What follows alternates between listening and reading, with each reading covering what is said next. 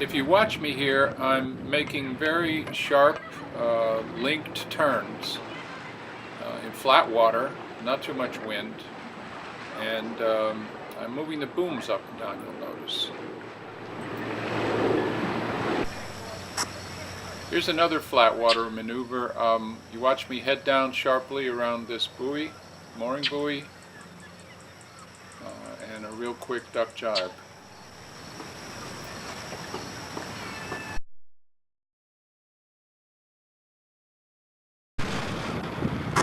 But what about in rougher conditions with more waves, choppy seas, more wind? Does it work there? Yeah, it works there. Now in this clip, I'm gonna do a complete circle and then sail off into what looks like a hopeless pocket. Total control. Again, waves are bouncing off the shore and coming in from the northeast. So you don't do this stuff without a rudder. Here we go into this corner pocket here.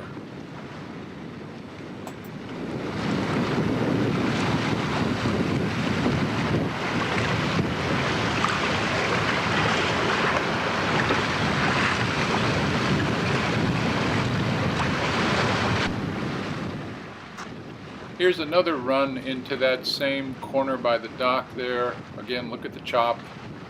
This is the kind of control that this rudder gave me.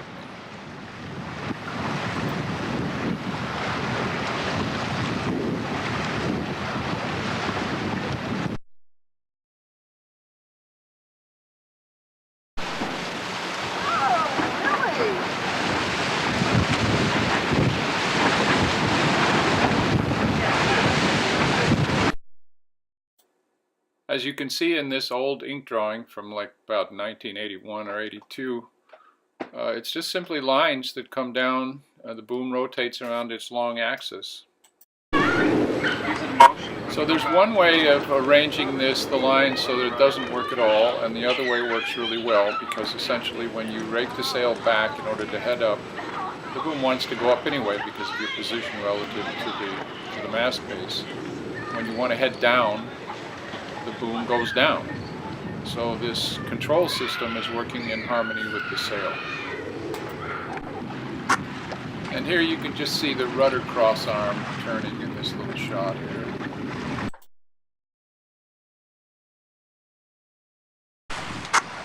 In this early, very low-tech version of this, you can't wrap the rudder lines around the mast many times, so you duck jibe.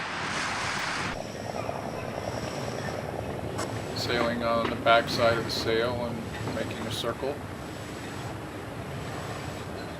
I used to just sail figure eights. And in light air, I mean, this is fun and interesting. There's precision sailing here. You could do synchronized sailing.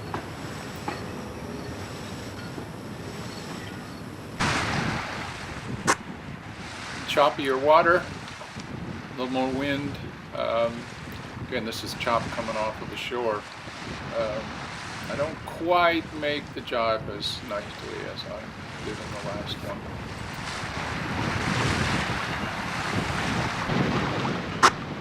Here's a couple of sequences of me doing linked turns while sailing inside the booms. And again, I'm moving the booms up and down to steer this thing.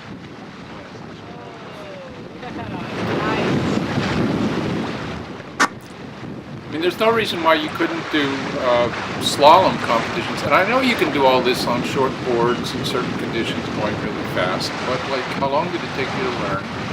And this stuff could all happen in light air, and your average person is going to find it interesting and doable in a much shorter amount of time.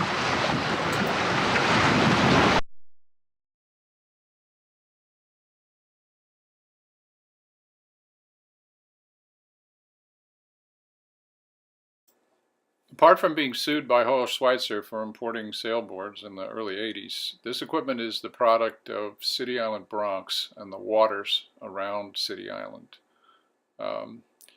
Choppy moorings, The Long Island Sound is out there for a lot more wind and waves, but you're kind of protected if you want to be.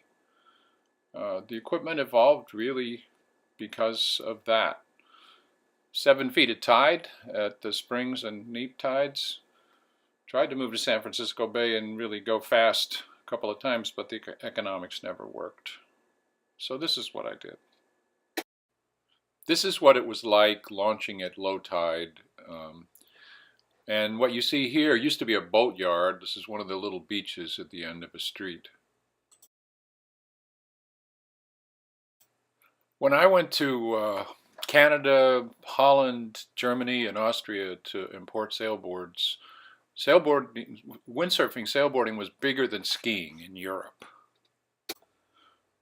Well, the truth is they made it harder by designing equipment that was dominated by speed, surfing rather than sailing, and semi-professional racer types. I think the passion for speed, which I shared but could not indulge in, it just created equipment that people did not have the skill or the conditions to do this kind of thing. Boards started sinking under you if you weren't planing. You had to do water starts or beach starts. I think the sport committed suicide in a way, or extremicide maybe. One of the reasons was that they look at these pictures. They're awesome. They're exciting.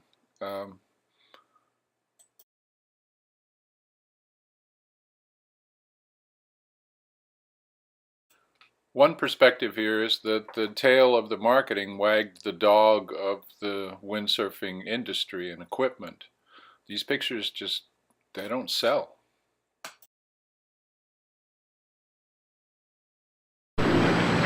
On the other hand, it's all video now, and this looks interesting. And it's easier to learn, it's easy to do. You don't need big wind or waves.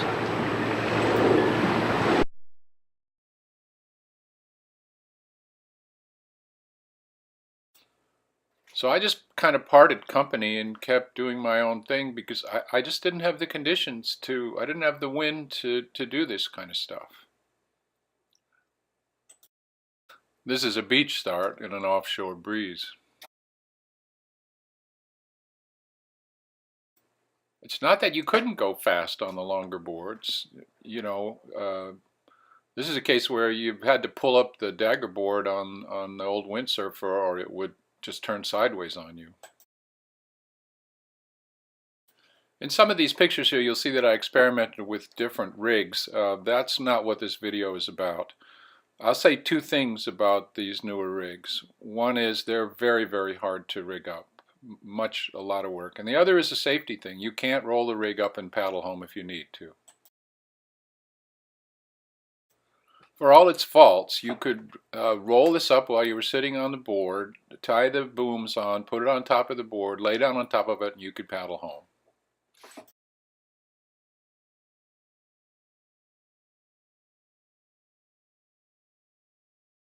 So this is my original windsurfer rudder board, which I displayed along with a bunch of other inventors at the 1981 St. Petersburg Worlds. The sport just wasn't interested.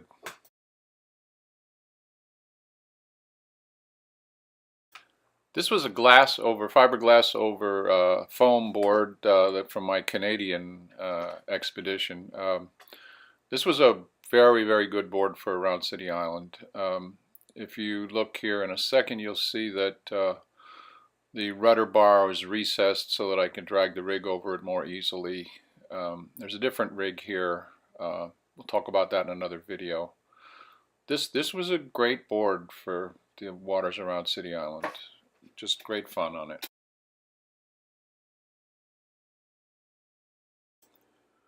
So I was not limited to sailboards, and I loved trimarans. I had raced one that I owned, and so I took this dory. I was building dories at the time on City Island and converted it into a stand-up sailboat. So this was Spunky Dory.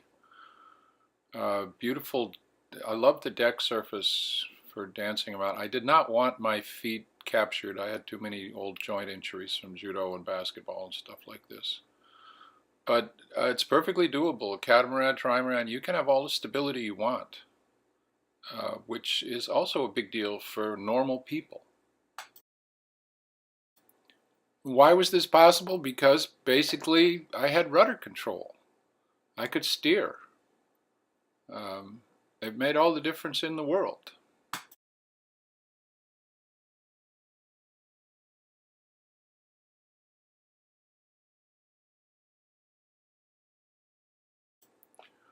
Spunky Dory was designed, and I've always had, it's always been a big concern for me that things be transportable and storable, car toppable if possible, or a small trailer.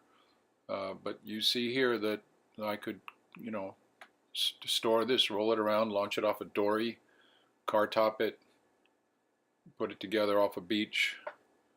Didn't do well off a dock, though. It was too hard to get on and off.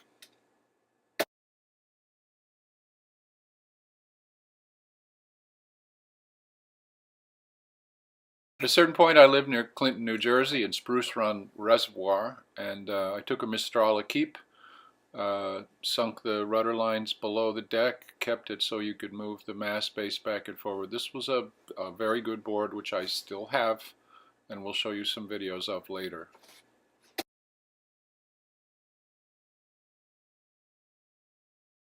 This is just a quick look around my little boatyard here. These are my current main rides. This is a Hobie inflatable I-11S, which is a very lovely little craft with a 180-degree pedal drive. This is Hobie AI-2. I've built haka benches for it instead of trampolines.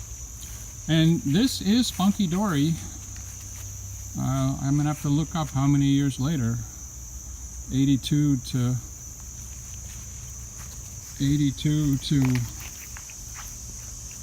whatever 2018 means. Needs varnish work. Still functional.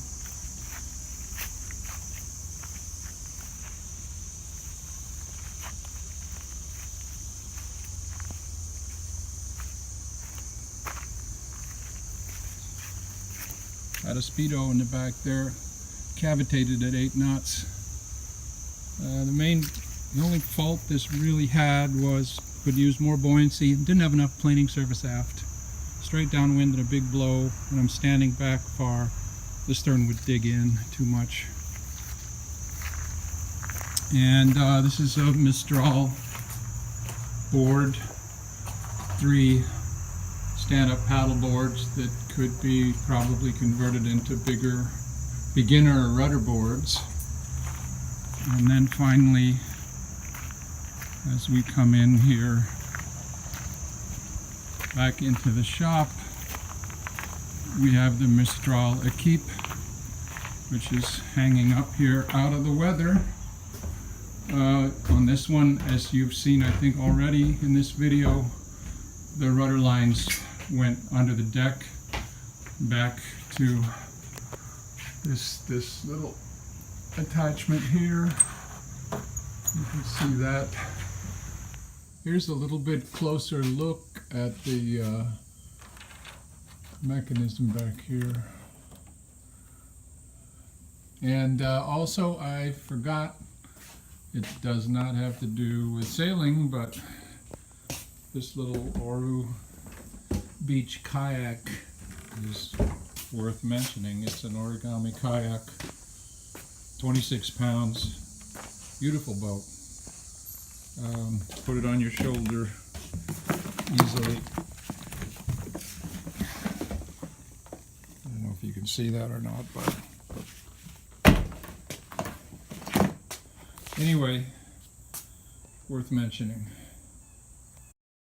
This is the Oru unfolded in the water. A lovely boat, really.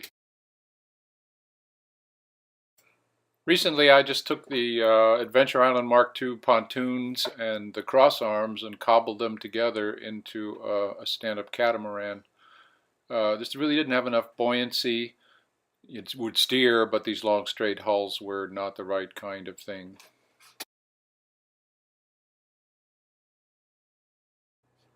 So this is one of potentially several videos. Look, I'm in my 70s, and I do not want these ideas to die with me, and it's possible to put them out there in videos.